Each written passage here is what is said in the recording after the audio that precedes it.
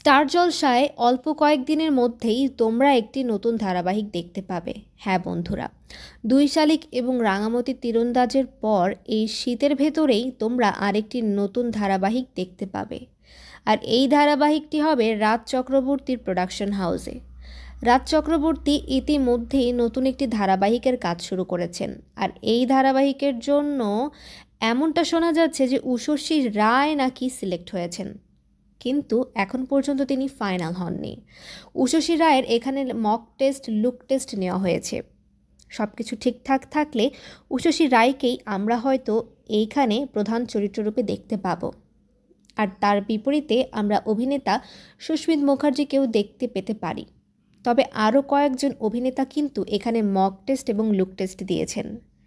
Finally আসলে কে select হবেন এখন পর্যন্ত তা নিশ্চিত করে বলেননি রাজ চক্রবর্তী।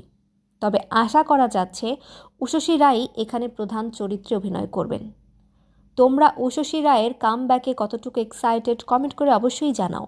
আর আমাদের চ্যানেলটিকে সাবস্ক্রাইব করে আমাদের সঙ্গেই থাকো নতুন নতুন আপডেটের জন্য।